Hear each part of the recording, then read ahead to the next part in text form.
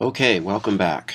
Today we're going to talk about Chapter 3, Using Objects.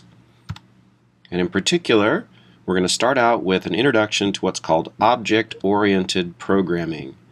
And in that introduction, we're going to find out about these things called objects and classes and how we use them. And then we're going to look at what are called methods, which are the things that objects know how to do. So we'll take a look at the basic concepts for that, the syntax, and talk about some of our built-in methods that we have in processing. After that, in a second video, we'll talk about creating objects and images and sound in processing. All right, so let's begin with our introduction to object-oriented programming. Well, object-oriented programming, sort of unfortunately abbreviated as OOP, or OOP, is a way of designing and coding programs that really involves two key concepts, classes and objects. So we need to talk about each of those things. Okay? Generally speaking, in the simplest case, classes and objects are used to model real-world things, maybe like houses or cars or bank accounts. And so then we write our software as groups of these objects that model real-world things, and they sort of talk to each other, pass information back and forth, and that's how the program runs. Okay? So, drilling down a little bit, what about an object? Well, in programming, an object is a thing, a program abstraction. It represents some entity in the software. Okay? So they often model real-world things like audio player, which we would use to play sounds. So it sort of models an MP3 player in the physical world. But that's not always the case. So we've already used strings, and really you can't think of what a real-world string is, by itself. It's sort of an abstract thing. But in any case, in the program, it's a thing. It's an item that we have in the program. And objects wrap up data. So an audio player has the data for the sound that it's going to play. A string has the data for the characters in the string. But objects also know how to do things. So just like an MP3 player knows how to play and rewind and skip to the next track, an audio player has similar capabilities. And a string, even though it just is a string of text, also knows how to do things. And we'll talk about some of those string methods here in a little while. Okay? Now classes, on the other hand, are a little bit different. A class is sort of like a template or a plan that we code in our program, and it's used to make objects. So the class specifies all the properties or fields or data, those are all the same thing, that the object will hold, and also tells us all about the methods that those objects will know how to do. Okay? And once we write one class, we can make as many objects from that class as we want. All right? So let's put those into some maybe real-world analogy type situations. So classes are to objects. A class is like a blueprint, maybe for a spaceship, while an object of that class is like the spaceship that's built from those plans. Okay? So the class specifies everything, and then the object is the thing built from those plans. So if you know your Star Trek, you know that there were several different ships in the Enterprises class that were all built from the same plans, one set of plans, multiple objects that are all different, okay, but similar. All right? Another analogy that might be useful is a class is like a cookie cutter, while an object of that class is like a cookie made from that cutter. Okay? So the cookie cutter is the plans that describe the cookie and what it's going to look like, its shape. And then the cookies are what we stamp out with that cookie cutter. And notice that they're all similar, but they're all different. And we can sort of customize each cookie, maybe by icing it differently. Okay? So those are useful analogies for classes and objects. Now let's get a little bit deeper into objects. Let's talk about their methods. All right? As we've said, objects know how to do things. Those are their methods. And we can make objects execute their methods, perform the things that they know how to do, if we know how to ask nicely. Okay?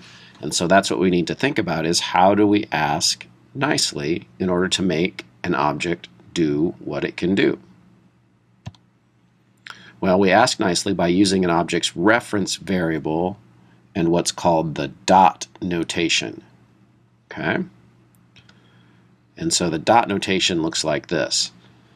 Here we're creating a string object, so the data type is string. That means it's of the class string. My string is a reference to the object itself, and we're getting that string, actually in this case, by calling a method. And that's what this dot is. Okay? So the dot notation invokes the show input dialog method of JOptionPane.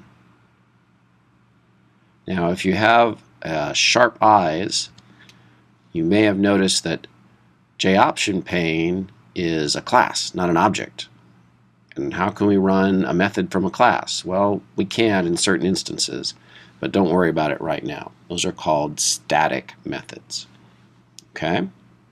In any case, after this is all done, by invoking the show input dialog method with the dot notation, this string will have some data in it that the user typed into their dialog box. So to further on show how to use methods here, now we can ask that object nicely to tell us the string's length. So our object reference variable is myString, dot length. Length is the name of the method that's being executed. Okay? So the dot notation here invokes the length method. And you can tell by the name of the method itself what it does, and that's sort of a clue as to good software practice. That is, you try to write code, name code, so that what that method does is obvious. So this method gives us the length of the string, the number of characters in the string. So whatever they input in this input dialog would be stored in myString, and then after this method is invoked, the number of characters that they input is in this integer variable len. Okay? So that's how we ask an object nicely to do its method, is by its reference variable and the dot notation and the name of the method we want to execute. Okay? Now, did you notice that these methods were called slightly differently? In one case, we put a prompt, okay, in there to illustrate or to give information to the method. In another case, we didn't have any parameters in there. In both of these cases, the show input dialog and the length method both returned things. In this case, it's a myString, so it's a string variable, and in the second case, an integer variable. So let's talk about that idea of parameters and return values. So for this discussion, we're going to think of a method as a black box. So this box here represents a method. We call it a black box because we don't really care how it does its job. What we do is we send in some information, maybe it doesn't need any information to do its work. Then it does its work, and we don't care how. And there's a typo. I'll try to fix that on the slides posted on the Blackboard site for the course. That should be and, obviously. And then optionally, the method sends back one piece of information. So the stuff that comes in are called parameters. And we can have no parameters like our length method had, or we can have more than one or one parameter. Okay, so in our JOptionPane input dialog method, we had a parameter that was the prompt. Okay, we may have more than one, but we could also have 0, some optional number of parameters. What those do is they tell the method how to do its job. Okay, to show a dialog box, we need to know the prompt to put in the dialog box, so it needs a parameter. But to get the length of a string, it doesn't need any information from us in order to do that job. Then your method, as we said, may or may not have a return value. And so that's what comes out of the method after it's done. Okay? In the example that we had before, we had one method that returned a string and one method that returned an integer. But we'll also see methods when we start talking about our built-in methods particularly that have 0 return values. So they just do a job, but they don't send you any information back. They just have some effect on your program. Okay? All right, we're going to focus in a little bit on return values and parameters now. So return values. If you have a method that you're calling and it has a return value, it's probably a good idea to do something with the value that it returns. Okay? If it has a return value, probably means you're supposed to do something with it. Okay? All right, so think about using a remote control. And I just noticed on the picture here that all the numbers and everything are upside down on that picture. It's kind of odd. Seems like he's holding the remote backwards or upside down or something.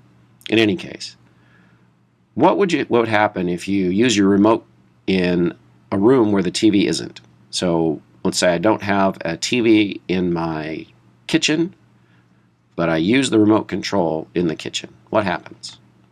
Well, nothing, right?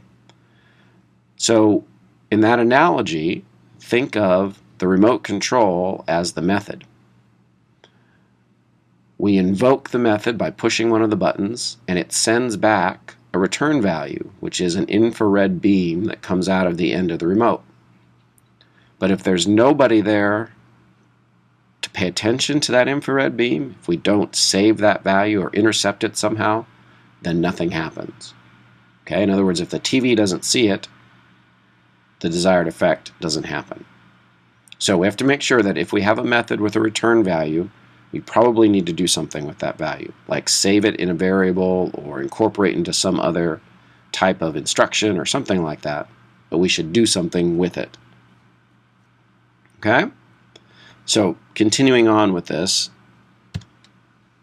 when we invoke a method, what we think about or imagine is that the return value of the method replaces the text of the method call when it's actually being executed. Okay? So in our string length example that we had a few slides ago, we have a string and we're getting the length of it. And we'll just assume that the string that's been input is Bobby. So 1, 2, 3, 4, 5. We expect 5 to come back from that method call. Here's our imagination. When we make our method call, when the program executes this line of code, right there, that highlighted part is the method call. Poof, we expect, or imagine rather, that that thing gets replaced by its return value, which in this case is 5. Okay? And now I know how long that string was, and so I could do something with that, based on that information. Okay? So for return value, a couple things. First of all, imagine, because that's not really how it works, that a method call just gets replaced by its return value in the program. And also, if a method returns a value, you should think, hey, I should probably be doing something with that return value. All right. Now what about parameters? Those are the things that go into methods. Well, they provide the information that the method needs to know in order to do its job. Okay? So sometimes we have methods that take parameters, and in that case, you're going to have the name of the method, and then the parameters are just listed in parentheses. Okay? If there's one, it's one piece of information. Could be a variable, could be a literal, in parentheses. If it's more than one, you just separate all the different parameters by commas. Okay? And the order for those parameters matters, so you can't mix and match. And that's one thing that the documentation will show you is what parameters does it expect, what's their order, and so on. Now, sometimes we'll have methods that don't take parameters, and in that case, we just put in a pair of parentheses with no parameter name inside it. Okay? All right, now what you should do is you should go out and sort of test yourself a little bit on your knowledge of these things, these parameter calls and string methods and all that good stuff. So for a little bit of extra practice, go out to page 138 of the textbook and then do exercise 43 and see what you come up with. Just practice that. It'll give you experience with writing methods. You can either do that just on pencil and paper or a whiteboard or something like that, or why not just sit down and type them up. Write a processing program that uses the things from exercise 43. All right? Okay, the next thing that we'll do is we're going to go ahead and go through one of the examples in the chapter, which is the extracting of first name, middle initial, and last name from a string. So that will be another coding example where we design and then implement the code. And that's the next video in the series. So, see you later.